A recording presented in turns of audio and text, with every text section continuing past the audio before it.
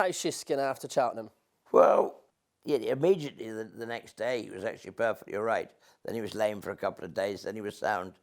And we weren't quite sure where he was, but I've got to say, initially we put it down to the ground, but I think in our heart of hearts we knew that despite it was atrocious ground and it's bound to get wet with 22 millimetres of rain on it, that wasn't the whole thing. There was something else that was bugging us really, and we have, to say the least, dug and dug and dug until we could come up with something. It wasn't, there was nothing obvious. He was intermittently lame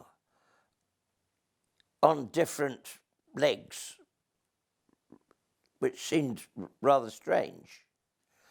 And we did recently do a bone scan on his whole body. And that will normally show you the one hotspot that will tell you where the lameness is. Now on this, 4 different hotspots came up, virtually in completely different places. High, low, all 4 legs, all over the place. And he has what you'd have to call a pretty rare bone condition. It is affecting him. The reason you're getting these hotspots is because in these areas he is laying down new bone. Now, why on earth he should suddenly do this all of a sudden on the day of the champion chase, goodness only knows. Well, that's the first day it ever affected him. He'd never taken a lame step the whole way through. His preparation had been great.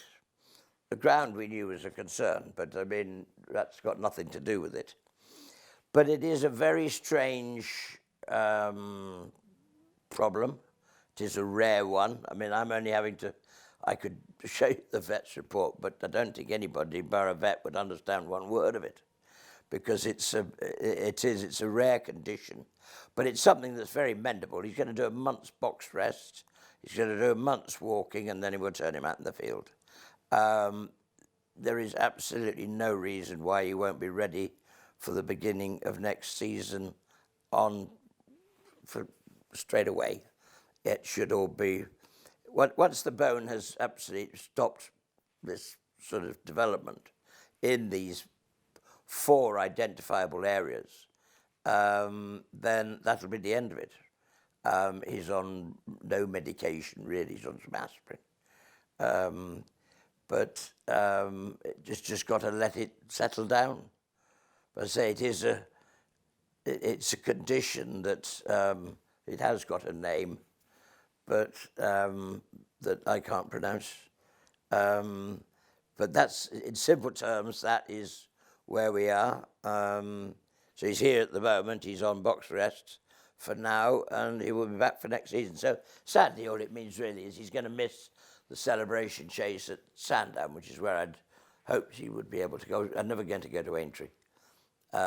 Sandown was the obvious place, which is a pity. He won't be able to run there. But as long as he's right for next season, that's all that matters.